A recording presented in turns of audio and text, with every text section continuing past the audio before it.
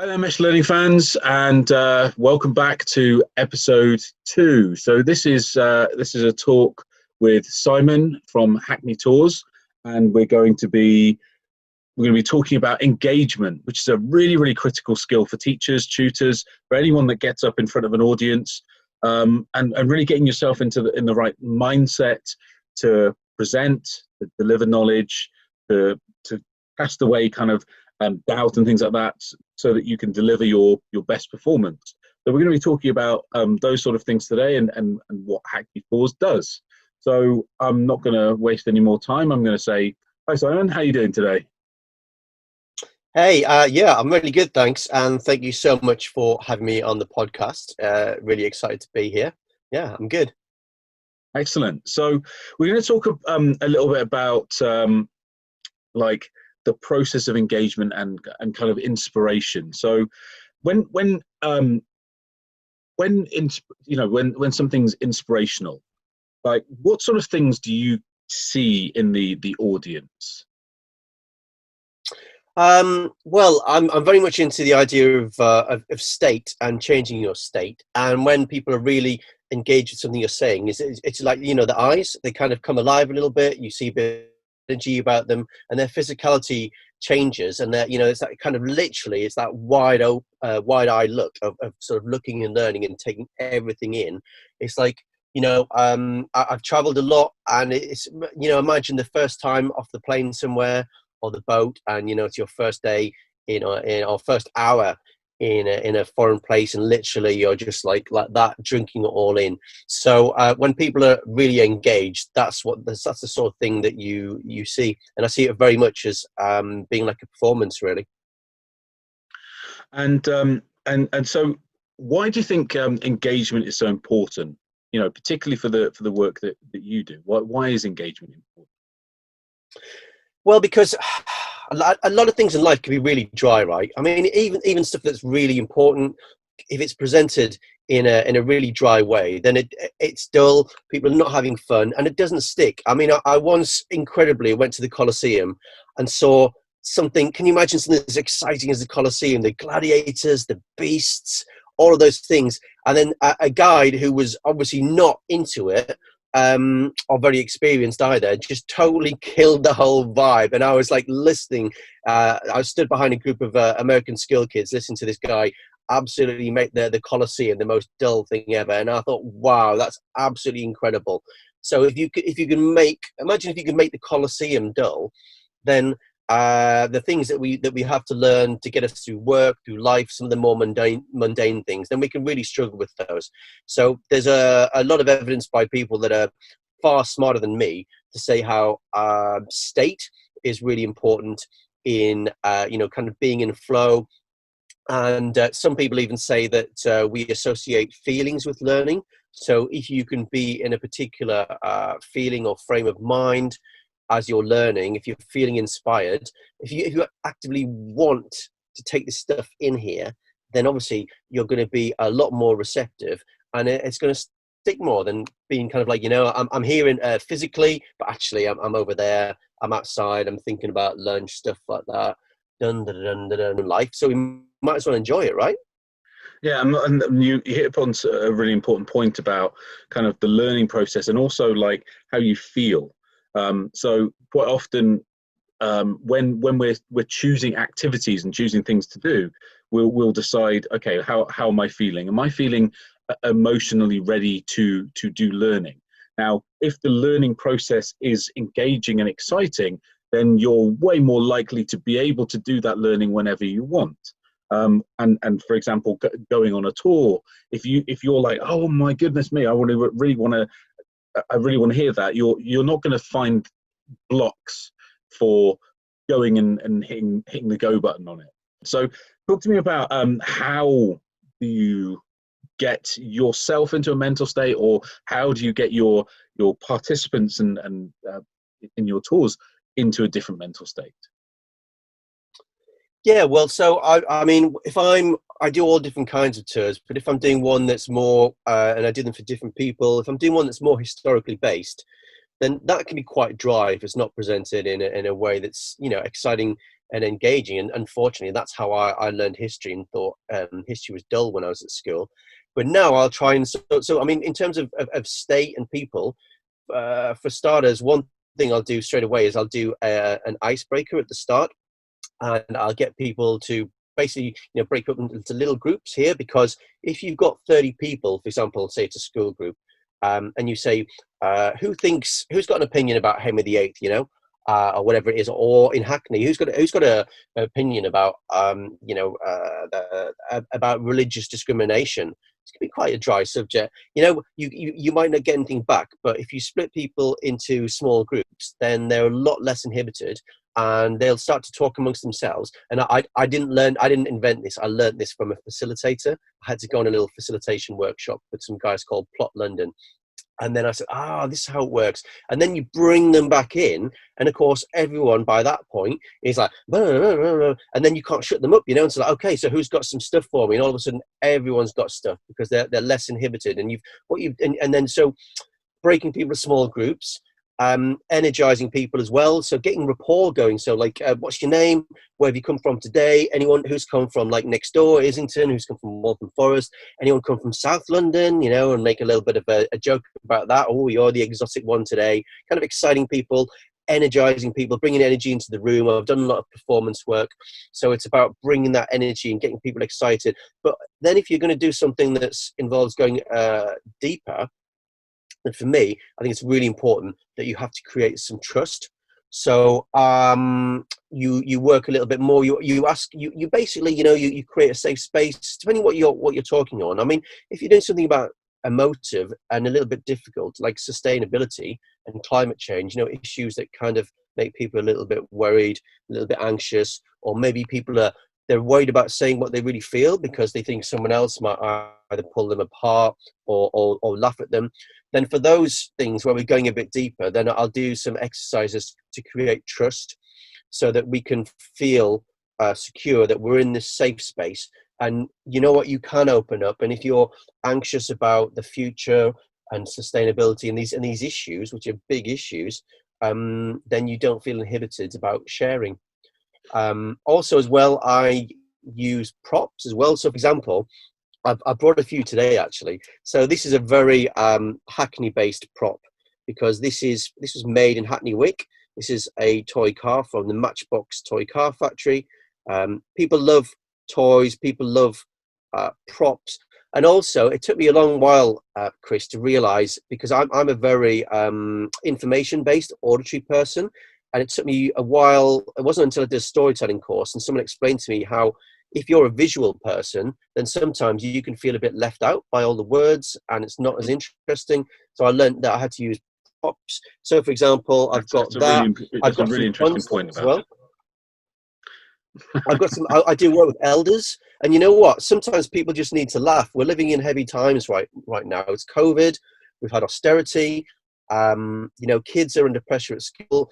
Older people are socially isolated in their flats. People need to have a laugh, And also as well, what I'm doing with this is I'm giving people permission to then also have fun with it. And it's like, you know what, guys, we're going to grow as people today. We're going to create. But you know what? We're also going to have fun with it as well. And you can have a laugh. It's okay. So I'm going to do a little bit of stuff like this, We're going to lark about, and you can make a joke, because what I've moved towards now, Chris, is you can get in tour guide, you can get really hung up on ego, because you get used to people hanging off your every word, and people give you all sorts of plaudits, and they say, oh, it's so interesting, it's so funny. And for some people, you can see that their ego has got massive. But of course, everyone in the room has got something to contribute, and everyone is smart, and everyone's got something to give. So increasingly, I'm moving towards a model where it's like, let's co-create something collaboratively. So that, because I know you've got something interesting to say, I know you've got a really interesting experience, I know you've actually done this for so let's co-create and make something that's bigger, greater than the sum of its parts. And then I might a prop to make people laugh. Another one might be something like this, a little clown horn.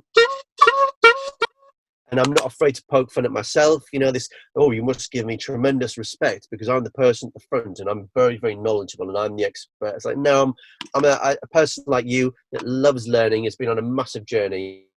and I want you to go on the same journey. And then, for example, if it's futurology, I'm doing some stuff for business where it's like, let's look at new ways of doing things, social enterprise and Hackney, things like this. Then I might just bring something like this, which is it's just a mug from Bristol. Well, it's not just a mug. It's my favourite mug from Bristol, from the People's Republic of Stokes Croft, where they do things a little bit differently in Stokes Croft in Bristol. I know But it it's just well, a yeah. visual prompt.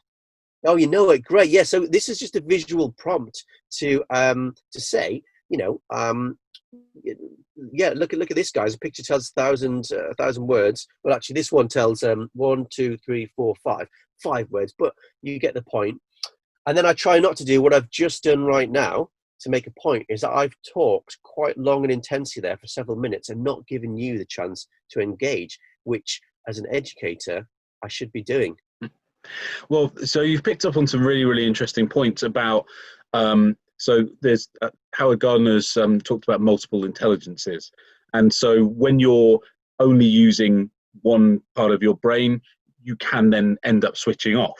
So it's really important that you're using kind of either visual tools. You brought up a mug which had kind of potentially an emotional response as well, and that's actually a really, really important tool that a lot of people forget to use, is emotion and changing emotional state, using things that you think might affect the way that people think and feel. Really, really critical for obviously, positivity, but giving them a roller coaster ride. If they're emotionally flat, then it's no different to the rest of their day. They're not going to remember it. As you get older, you go into this kind of hypnagogic state where you're just moving through and using your the programs that you've placed and trained yourself for, and you just walk through your day. And so when you change your emotional state, that leads to a greater level of learning. And so humor, sometimes disgusting things, can also engage particular audiences, particularly young boys. I bought a book yesterday, and it was the dinosaur that pooped the bed. So they now remember that book, and they're like, I want that one, Daddy, and they can even remember the title. Now that's critical, and that's important. Change their emotional state by something that is to do with disgust and things like that, and they remember it. I'd forgotten, but you've just made me remember, talking about state. So you're triggering stuff in my brain with that, and I'm remembering the physicality of getting some students to actually, for example, act out a Roman shield formation, so they could learn how the Romans used their shield formations to such deadly effect when they invaded this country and all of Europe.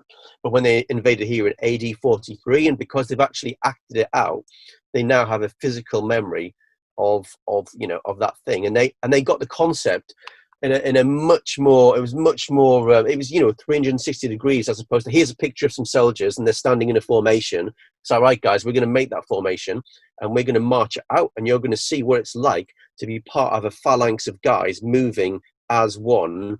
And then I want you to imagine your shields at the front, shields at the side, shields at the top, and I had them standing like this so they can get the full experience. You mentioned another really important thing about context. So context is critical as well, is making the learning relevant, because when you have that disengagement from experience, so trying to pick examples and things like that, those students often study the Second World War and the First World War and things like that, and where you have more linked examples to them, and finding out quickly. That's why rapport is so important, is that when you find the examples, oh, okay, this is where you're from, okay, and you've got a couple of stories that are related to that, it's more likely to bring people in. And that's a really, really, really important thing that you mentioned there as well. I like to provoke a lot of questions as well, actually, because obviously the ideal scenario, right, is that you lead people. It's the Socratic model of pedagogy, right? The ideal scenario is that you lead people to their conclusions, or you invite them to make their own. Because when I'm doing something that's political, like gentrification in Hackney, I'll say, well, here's one argument, here's another, right? Because it's not for me to tell you what to think. It's for me to put things out in front of you, and then you come to your own conclusions. Try and excite them about the idea that history is a continuum, It doesn't go like, this is history, and then it stops, and then here's us. It's like, guys, it's a continuum. You can follow all these, you can follow Hackney's evolution back, or London's evolution back to all these historical events. It's that we're all as important as each other. And so your history, you have a story, and you could tell that story, and you could own that story because you have heritage, and the heritage here in Hackney is your heritage as much as anyone else's. Yeah, absolutely.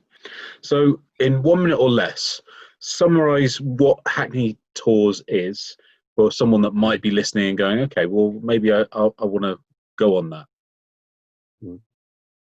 Okay, so it's hard for me to sum it up because it feels like different things on different days, but essentially I take people on, I mean, I think of them as walking provocations, right? Because I'm going to ask you a lot of questions. I'm going to make you think about a lot of stuff. I'm going to point to social constructs and say, because, you know, because I've worked all over the world, well, we do it here, but in other countries, they would say, no, we don't. I mean, it's a bit like democracy, right? In some countries, they don't believe in democracy. Like, that's a crazy way of doing things. So I'm going to make you think. I'm going to excite you. I'm going to connect you to a lot of stuff and open a lot of doors. If you want to go volunteering, head over there. If you want to go and see some art, go and see these guys. I'm going to invite you to sort of co-collaborate with me and experience, and to really connect to Hackney, and to really connect to each other, but also to really connect to ourselves. Thank you very much, Simon, for your time, and we'll hear from you soon, and hopefully lockdown lifts at some point, and you can start delivering more tours again. So thanks very much for your time. Thanks, man. I'm really excited about where you're going with this. I think it's going to be the most fantastic set of podcasts. And I'm always lifelong learning, very important for your mental health. I'm super excited for checking in with your database. And I'm going to get inspired by all of these talks as well. So best of luck. Brilliant. Speak to you soon.